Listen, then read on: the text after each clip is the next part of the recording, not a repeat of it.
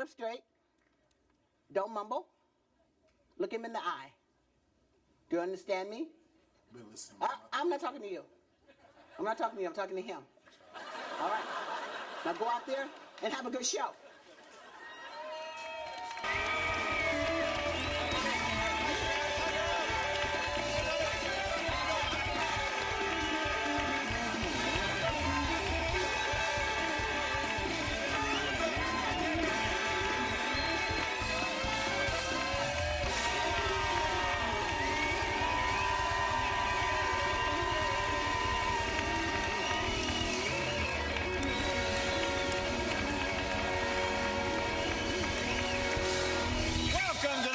Show.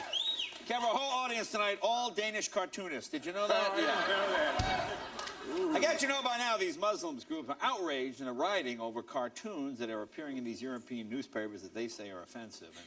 And now they've attacked something very important to President Bush, the comics. Yeah. Hey, in fact, he's very serious about this. President Bush said today, if there were no cartoons in the newspaper, there wouldn't be anything to read. Yeah. Exactly. And hey, how about this? It's not even Sunday yet. How mad are they going to be when the comics come out in color? You know, it's going to be worse. Well, as you know, there's a big boycott of Danish products in the Muslim world now. They're boycotting Danish products, which, luckily, not too many mosques are made out of Legos. So we should be okay. We should be all right. It's a good thing. Could you think of a Danish product?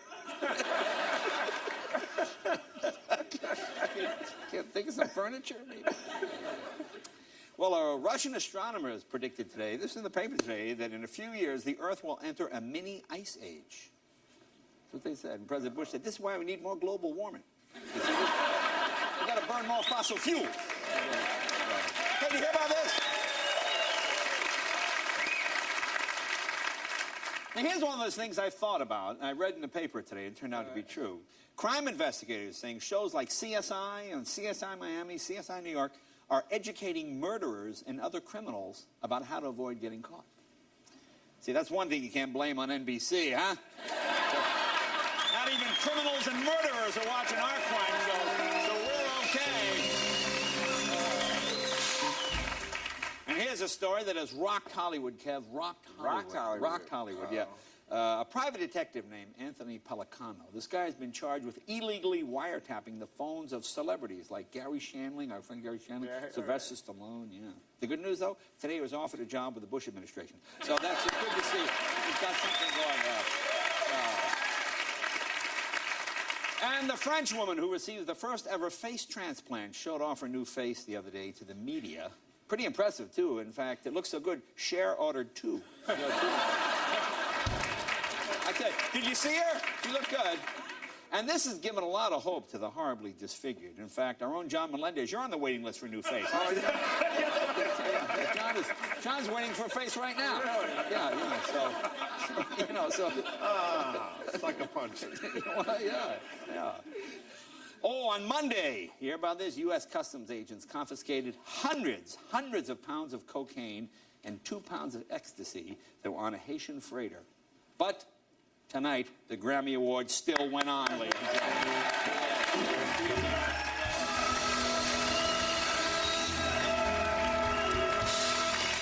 Oh, sure, some of the stars had the shakes, but it was okay. And tonight, of course, was the 48th Annual Grammy Awards. It was also the 96th birthday party for the Boy Scouts. Oh. Yeah. Gee, I wonder which one Michael Jackson went to. Very excited, the Pittsburgh Steelers, Jerome Bettis on the show tonight.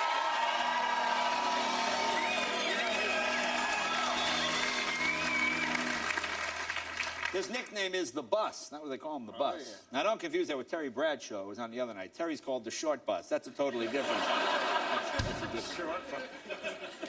Well, as you know, after the game, Bettis announced he was retiring. You knew that, right? He was retiring. Sure. And you know what's amazing? You know who Pittsburgh is going to replace Bettis with next season as running back? I was shocked. Regis. Yeah, I was Regis. Comes out of nowhere. And everybody's talking about the 3-carat diamond ring that Hillary is wearing that Bill gave to her. Bill Clinton gave Hillary a 3-carat diamond ring. Yeah. Well, he didn't actually give it to her. She found it on the floor near the nightstand. And he said, no, it's a gift. I was wrapping it. It's for you. It's for you.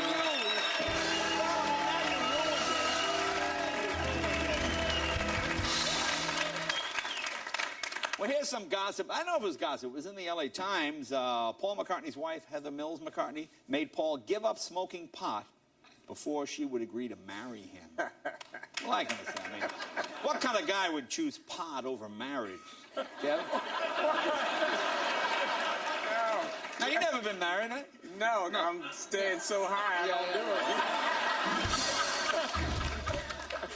Well, here's the latest on Britney Spears. You know her latest controversy. The baby is okay, but the doctors declared the Britney brain dead. Yeah, Britney brain dead. Can I say the Britney? Yeah, the Britney, yeah. The Britney. All right. She's like the Donald, the Britney. You all know the trouble Britney Spears got into, right? She was driving in her SUV with the baby on her lap. Show the picture. Okay, driving around like that. You got the airbag. It's very dangerous.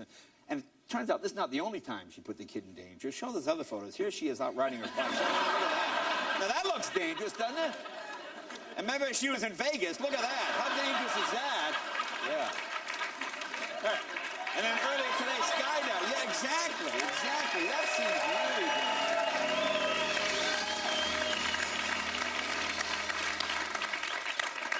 You know, she's getting a lot of heat for not having the baby belt in it. But, you know, I drove into work today with a baby on my lap. Did I tell you this? Yeah, well, here, show the footage. Take a look.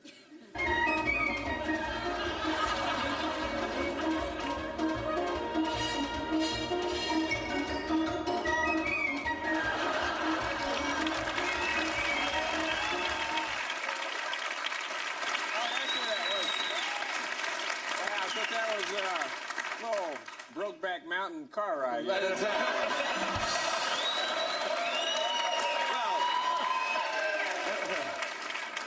I gave him an extra $100 to dress up like the baby.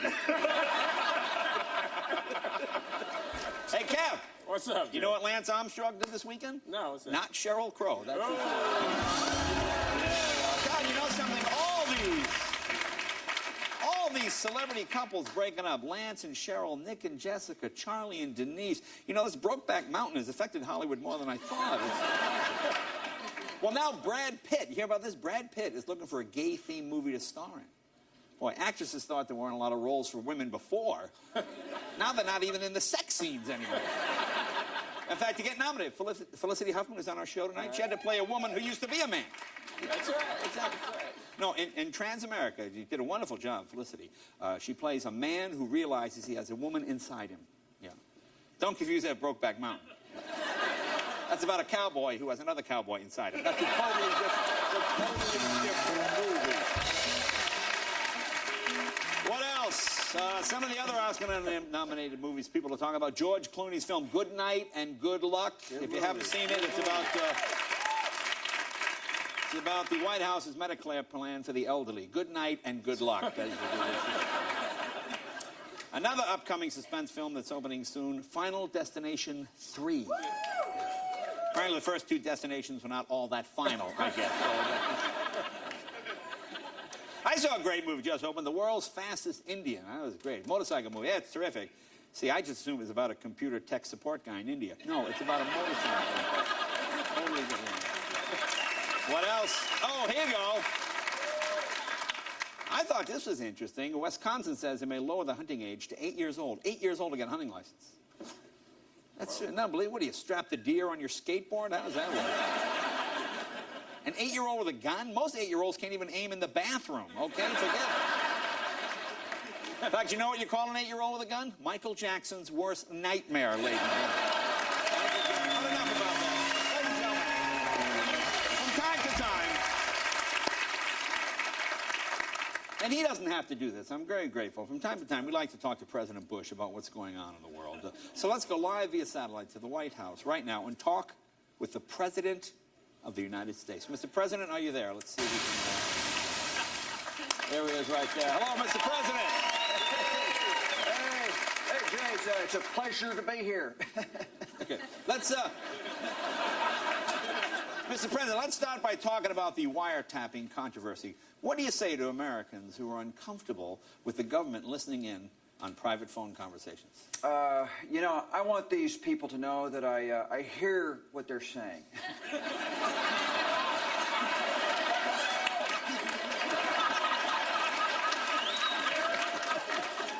I'm listening. Let me ask you, who did you have in the Super Bowl? Seattle. Since they're from Washington, they're the hometown team. You know. Mr. President, Washington, D.C. is different than Washington State. Oh, yeah. I knew that. All right. Well, did you enjoy the Super Bowl? Oh, yeah. Loved it, boy. That Seahawk player, Jeremy Stevens, he dropped the ball more than FEMA. Mr. President, what do you think of Hamas? Oh, Jay, I love it. You know, you put it on a pita. Tasty. Now, all right, look, Mr. President, look, a little closer to home. Judge Alito was just confirmed to the Supreme Court. What do you say to critics who claim he's pro-life? You know, pro-life, pro-Rice Krispies, pro-Raisin Bran. Yeah, I don't care as long as he is a good judge. Personally, I'm cuckoo for Cocoa Puff. All right, Mr. President, now last week you spoke directly to the Iranian people. Where did you get the idea to speak directly to the Iranian people? When I was in 7-Eleven ordering a Slurpee.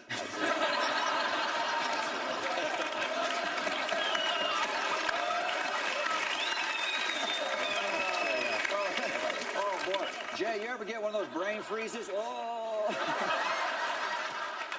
Kills you. Now, Mr. President, well, how do you think the next congressional election will go? Oh, my advisors tell me the Republicans have it all locked up next year. Really? No, wait. They said all the Republicans will be locked up next year. Okay, that's all right. My bad. Well, let's talk about the Olympics. Yeah.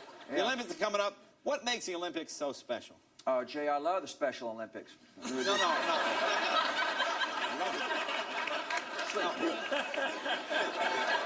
Well, what do you think of Bodie Miller saying he skis while drunk? Oh, don't believe it. Yeah. You don't believe it? Nah, that's just the Jack Daniels talking. All right, look, one last question. Sure. Will the Iraqis be at the Winter Olympics? No. That's too dangerous. It's too dangerous for the spectators. No, what do you mean? What if one of those Shiites hits a fan? Yeah. All right, thank you, Mr. President. We'll be right back with Sidewalking and Felicity Huffman. Say hello to John Newface Melendez, Kevin Eubanks, and the Tonight Show Band.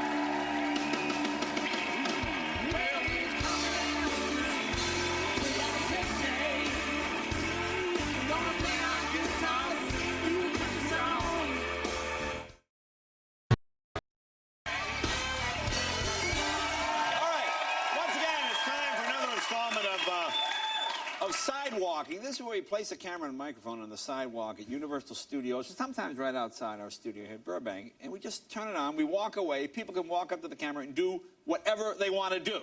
We don't judge you, we just leave it on all day, and then you kind of edit it down, and, you know, people do anything to get on television. Take a look.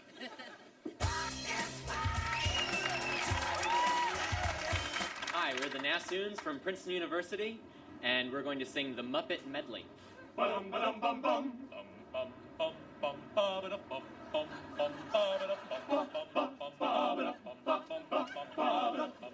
to play the music.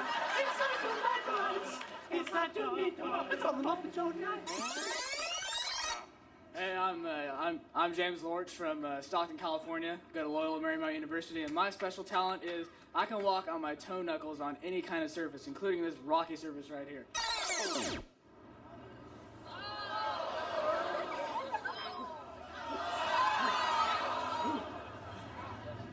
Hi, I'm Kirsten Marburg, all the way from South Africa, and I'm going to do an impersonation of Jim Carrey.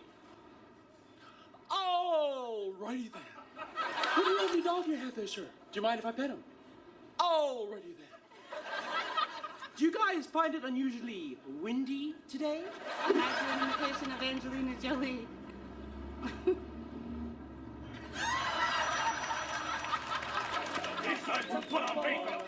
time to dress up right. It's time to get things started. Ba, ba, ba, ba, ba, ba. Hi, I'm Ryan. I'm from North Carolina, and I have a joke for you. Where do you find a no-legged dog? Right where you left him. What do you call a hooker with no legs? A night crawler. Thank you. Hi, Jay. My name's Kelly Mosley, and I'm from Long Beach, California. And I'm going to be doing Ashley Simpson. Hey, now, let the music play with your boyfriend. Jay, I got a toast.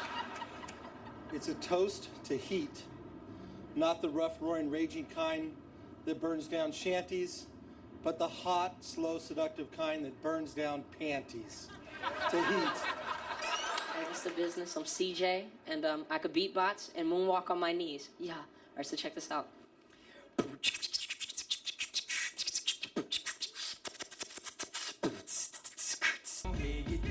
This is my Robert De Niro impression.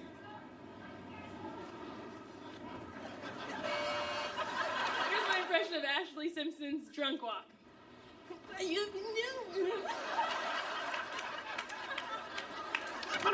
Chicken, chicken, chicken, chicken, chicken, chicken, chicken, chicken, chicken, chicken, chicken, chicken, chicken, I'm going to sing a little bit of Boots Are Made for Walking. You keep saying you got something for me, something you call love, but confess these boots are made for walking, and that's just what they'll do. One of these days, these boots are going to walk all over you. We're going to stick our entire fist in our mouth.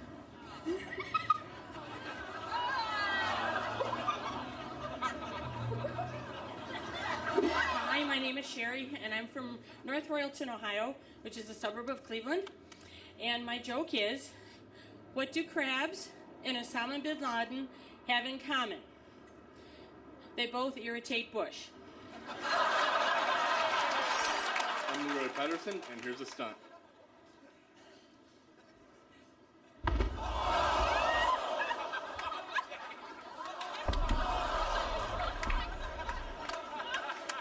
This is what we call the Muppet Show. All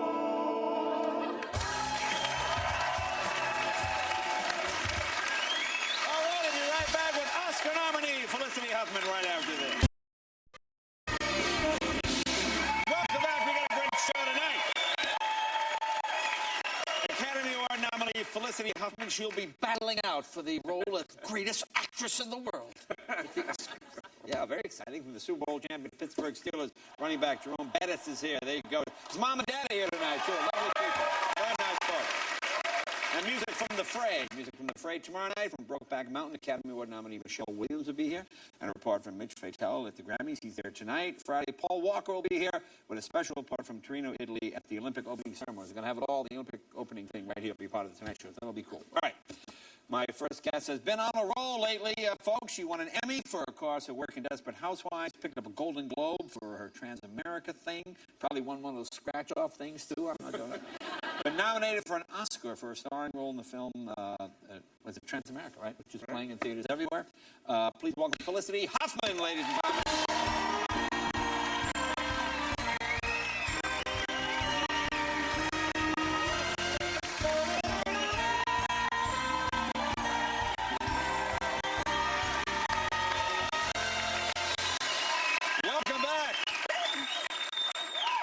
Congratulations on your nomination as greatest actress in the world. I like to make it sound like wrestling. I would like to see all five nominees fight, girl fight, just battle it in out. mud, yeah, with wet T-shirts. Oh, you know something? We think alike. Yeah. So tell me, I want to know, and because I know you and your husband Bill Mays, you guys are kind of, I wouldn't say you're Hollywood type, but you're quiet people. You know, don't you think? I mean, in a good way. So how did you hear about it? I know I don't see you like in a restaurant waiting for the thing to come in. Anyway, we were sleeping, and I I spent the night sort of, you know when you dream and you think you're awake? Right. So all night I kept dreaming it was 7 o'clock and I hadn't gotten the phone call. And I was like, all right, I have a great job. I'll never hear from my agent again. And Harvey Weinstein won't call me. But I have a great job. And I processed the disappointment all night. Really? Yes. And then at 5:45 when I was finally sleeping, the phone rang on Bill's side. And he went, ha, ha, ha. And he rolled over and hugged me and he went, don't answer the phone. And of course, I lunged over him for the phone and picked it up, and there was Annette Wolf. Now, they called right from the... Yeah, right from the, I don't know, right out of the oven. From the stage of the... Oh, okay. So they don't call somebody who calls you. They call you right from there. Well, yeah, I guess so. Now, did you hear from your family? Were people calling you all day? I have to say it's the first award that I called my family because otherwise they don't really... I mean, they probably do, but I'm not sure they know what's going on. They're like, what, a who? But I could call, and my mom thinks I'm slumming it on a TV show. She wishes I was back doing theater in New York, yeah. But yeah, I called them. I called my mom. I called my sister. I called my brothers. I called everybody. I mean, many times a day I turn to Bill and I go, oh, listen, I forgot to tell you. And he goes, what? And I go, I'm going to the Academy Awards. Parents never seem to be able to quite get it. You know, when I got this job, like 14 years ago, I was on the cover of Time magazine. I called my mom and said, Mom, I'm going to be on the cover of Time. And she goes, now which one is that, the Time? I go, it's Time. It's Time magazine. Oh, now which one is it? Just ask the man. I think we get that. You get it. It's a popular magazine. My mom thinks I'm on a TV show called The Women. I know, I've said that. She's like, how's that show, The Women? Is it canceled? I'm like, no. Do they watch it? Do they watch it every week? Yeah, sometimes they do. Do they understand what's going on? I think they do. My brother said I'm in a weird parallel universe that he can't relate to at all. Now, your daughters, now they're 3 and 5, is it? They're 3 and 5. Okay, well, that's pretty good. And I have to tell you, the morning that I got the phone call, you have to wake up early and you go do press. And I promised my 3-year-old that I would get up with her, so I couldn't because I left at 6. And so Bill came in being the spin doctor that he is, and he was like, Georgia, she's 3. This morning, your mama got a phone call, and she was nominated for a great big acting award, and it's so exciting. It's a dream come true. And she looked at me and she went, yeah, that's not so interesting to me. I said, fair enough. Apparently your child is a German spy? That's not so interesting. What kind of accent? Are you sure, Georgia? That's not so interesting to me. You've been watching old Laughing reruns? What voice was that? That's not so interesting. Really? You know, less time with a nanny, okay? It sounds like it's a problem. That's not so interesting to me. Now the best part about the Oscars is the parties are good, but the free stuff. This is what's so much better than Washington, where you go to jail for free stuff. Do you get a lot of free stuff? I am getting some free stuff. It kind of works that sometimes if you mention something or, you know, you wear something, then they go, oh, look, like your suit. Then they'll send you a bunch of suits. Right. Bill keeps trying to talk me into mentioning, you know, Delta tools and Snap-on. radial arms. Snap-on tools. Snap-on tools. No, Delta tools. No, Snap-on. Made in America. Yes, Snap-on. See the crow's feet with the ratchet. Look, we'll take a break. More with Felicity right after that. Be right back. She's the greatest actress in the world.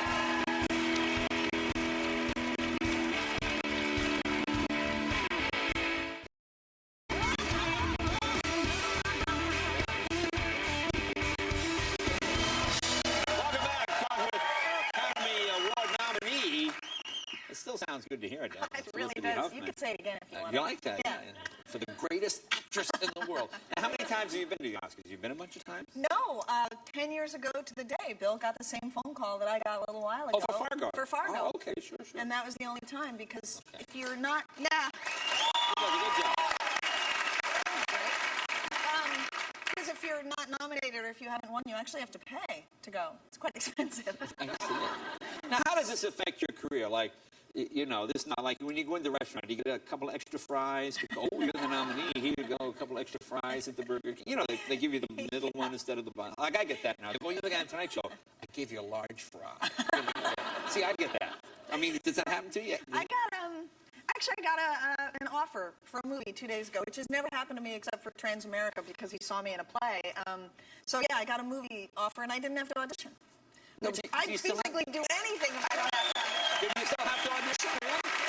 I would think some of your of your status. No, seriously. I mean, you're on a big TV show. People know what you can do. I think you would just get... Do you still have to go in and... I'm sorry. You know that? No, that was not good. I guess not right now. I haven't auditioned in a while. But yeah, I used to audition all the time. I auditioned for... Oh, you must have horrible audition stories too, right? I have a couple, but you actually got the stuff. I never got, give me one of yours. I once auditioned for, remember that movie Awakenings with Robert De Niro? Oh, yeah. Yeah. So I had a movie audition, and I was actually going to audition with Robert De Niro, and I was so excited. I was about 27, so it's a gazillion years ago. And I went in, and I just tanked. I mean, he was so bored halfway through. He didn't even, it was just awful.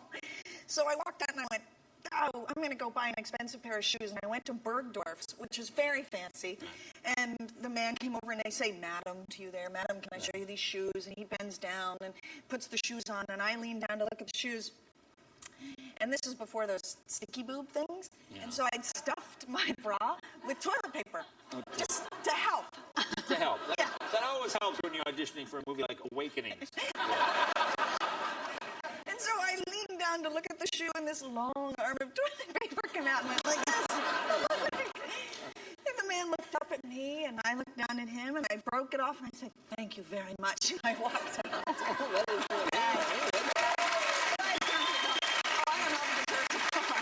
Now tell us about Transamerica. Transamerica is a movie, heartwarming, uplifting, funny movie about a transgendered woman who discovers she has a son, and they go on a cross-country journey. For people who don't get it, you used to be a guy, and you're on your way getting an operation to become a woman. Yes, correct? You have to take a lot of hormones for about you have a year. to you have to wait like a year or two. You have to wait what was yours? 18 months? Yeah. You have to wait like that. No, but doctors won't just do the operation. No. You have to live as a woman for like a year or something. Yeah, okay. and take the hormones. So, now, did you ever go out in public as sort of the character? Well, we were shooting on location. So when we were in New York City, I blended in perfectly, and no one looked. And then when we were in upstate New York way in the country, several men came up and said, "You're a very attractive lady." I was like, "Thank you very much." Did you stand character and go, "Thank you very much"? Did you do that? Yes, I did. I couldn't change my voice, so yes, I did. Now we have a clip. What is this scene we're going to see here? You know? This is a clip about my son. I know what this is. Here we are. Okay. My son has just discovered that I am still gender-wise a guy, and he didn't know that before. He doesn't even know he's my son, and this is after he discovered it, and he's mad at me. Let's take a look. And I'm mad at him. What do you want out of me? Just because a person doesn't go around blabbing her entire biological history to everyone she meets doesn't make her a liar. Why didn't you just tell me the truth? So you could humiliate me in public even.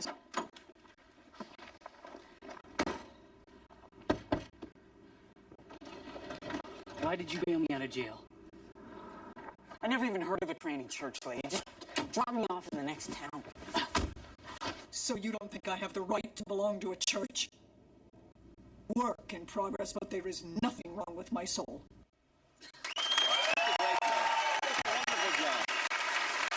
Terrific job. Felicity, good luck to you. And say hi to your family for me. All right. Be right back with Jerome Bettis right after this.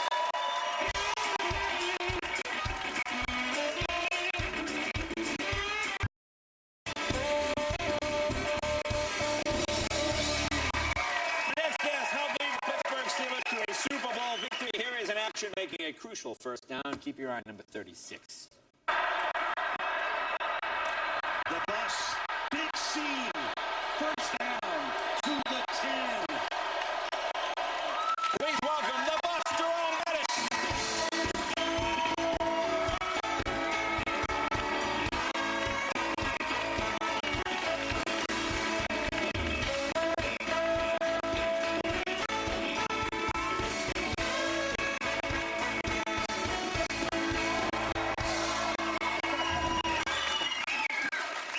How you feeling? It sunk in yet? It hasn't really sunk in yet. I think it's going to take another couple months. Yeah. Really? Yeah. Now, the most memorable moment. Tell me, For me, was hoisting the trophy because it's been a long time coming. You know, 13 years in the league. So for me to have an opportunity to hoist the trophy in the air and to show that Pittsburgh, you know, we've got another trophy, that was big. Well, you know, there was a great story in Sports Illustrated about you were the last guy to leave the stadium. Yeah, it was crazy because there were so many commitments there, you know, talk shows or you know, little things that you had to do. Right. And so they were pulling me every which way. And when I got there, a lot of my teammates had left already. And so I was one of the last guys there. But it was a good opportunity because it was my last game. And I had an opportunity to see, you know, to really look at the locker room for one last moment. So it was a really touching moment for me. Now, I know you've retired now. Any second thoughts about that? You think, oh. Yeah, I mean, I should have got my job ready before I retired. So I need a new job. You got to be open. Jerome Bettis Ford, come on down. I can say it. I'll put you in a new Chevy Cavalier. Come on, whatever it is. I'm in trouble. Yeah. Now, I remember, weren't you talking about retiring last year? Yeah, I was really close to retiring, and that's when, you know, that one of my teammates... smart, huh? Tell me about it, right? That would have been the dumbest thing to do. But, you know, I decided to come back. My teammates were, you know, crying for me to come back, and really it affected me, and it made me want to come back for those guys. Now, what if you hadn't won? Would you have still retired? I would have still retired. Just physically, the body is starting to wear, and, you know... Yeah, you look like hell. The last thing I want to do is go out there and actually look like that. I mean, I don't want to go out there and they say, man, look at that guy. Wow. I'm already a big guy. I don't But want you're to be 33 years old. It does seem so young when you're my age. Yeah. But in football years, I'm about 60. You know what I'm saying? Football years, yeah. Oh, yeah. I mean, do you find yourself dinosaur. Do you make that noise in the morning? Yeah. Oh, no, a whole lot of those. Really? Yeah. Monday morning is not a good day for me. So how many years in the NFL? I know 10 years with the Steelers. Yeah, and 2 years with the Los Angeles Rams, and 1 year with the Rams with the St. Louis, so 13 years. So it's been a long ride. Okay. Now, in this game, there were a lot of controversial calls. Yeah. But I guess there are in all games, aren't they? What did you make of it? Well, I mean, you're always going to have some controversy surrounding everything. But, I mean, when you really look at it, you know, the calls were correct. Yeah. Now, there may have been a questionable call in terms of the goal line call, but that was a judgment call. Fortunately for us, it went our way. So many years, it's going the other way. So we would do a call or two. Now, that's the right answer.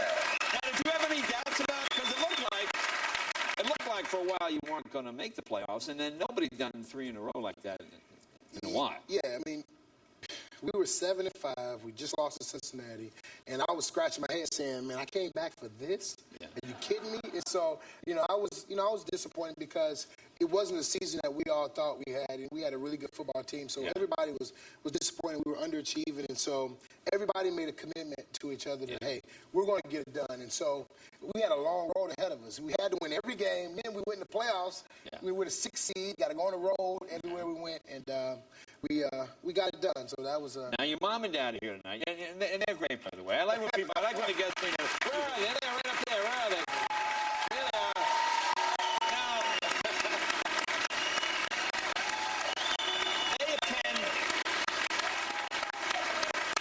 they attend all the games. I see the home games. Do they go to all the games? They go to all the games.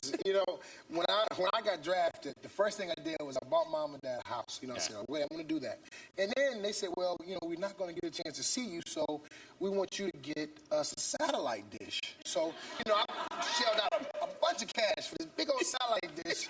Next thing you know, they come to every single game. So I asked them, well, what was this for? They set me up for that one. Oh, yeah, that's what it is. But they've come to every game. They've only missed 2 preseason games, and one was in Japan and Mexico. So how's that conversation go? The house is nice, but, we need a dish on this house. Exactly. A dish will work. Now, I know, didn't your mom cook like a big meal for the guys right before the game?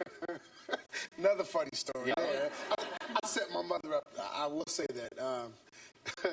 Before the AFC Championship game, Coach Cowher asked me to get up and speak to my teammates. And so I got up, and it was an emotional speech. I told them, hey, we got to win this game, get me home. And I said, then I even went so far as to say, well, we get to Detroit, my mother, I'm gonna feed everybody. And so, so we win the game, and my mother doesn't know. I guess somebody tells her that they're coming over for dinner. So she's like, okay. Well, when I come out, she says. And how many guys are we talking about? 40. 40. And, and you are the smallest, probably. No question. No question. I'm not the biggest guy. Right. And so I go out there to give him a hug after the game, and I'm expecting him to congratulate me. And the first thing she says was, "You didn't tell me about a dinner. You didn't play with me first." And so I'm saying to myself, "We're going to the Super Bowl, Mom. I mean, I thought that would be the biggest." No. She was upset about that. So she cooked for 40. And what did she cook? She cooked everything you could imagine. I mean, it was. Oh, here's the dinner here. Okay. Turkey. What do you mean a turkey? That guy right there would eat a turkey. What do you mean a turkey? How many turkey? How big is the oven? I have no idea. I know I shelled out a lot of cash. Really? That's what I know about everything. I shelled out a lot of cash. There's never been a lot of turkeys, I'll tell you that. Now, you know what I found fascinating? I was kind of reading your bio. Like, you were a geek in school. You didn't... But you didn't play in school, right? No, I didn't play football. I wasn't in no sports, really. My mother and father were very big on books, and I had a problem with my eyes, so I had to wear some glasses. Unfortunately, they were big glasses, so... you couldn't, those are the ones the ref used. Yeah. Yeah, I saw the ref with those same glasses. Exactly. Well, so I maybe fit the mold of a geek there for a while. Kind of an Urkel thing. Yeah, because there was no sports involved. Did she not want you to play football? No, she despised football, hated it, and so I was a bowler. A bowler? Yeah, that didn't work out too good in the neighborhood, to say the least. Wasn't too many tough guys going to the bowling lanes. Hey, I'm going bowling.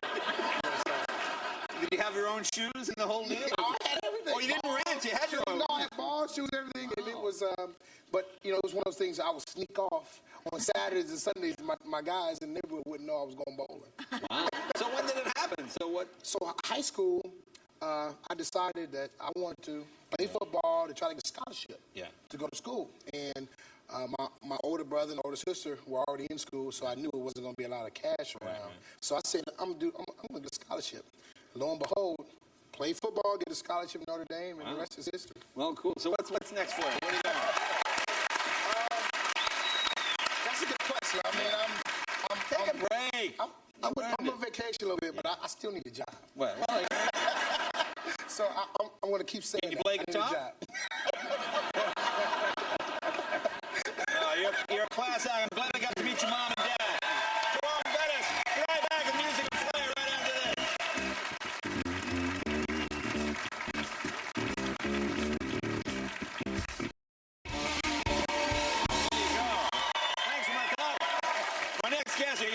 Young rock band from Denver. They're currently on tour. Will be in Tucson, Arizona, February 12th at the Rialto Theater. Tonight they're performing from their debut CD, How to Save a Life. Please welcome the Fray. Thanks, guys.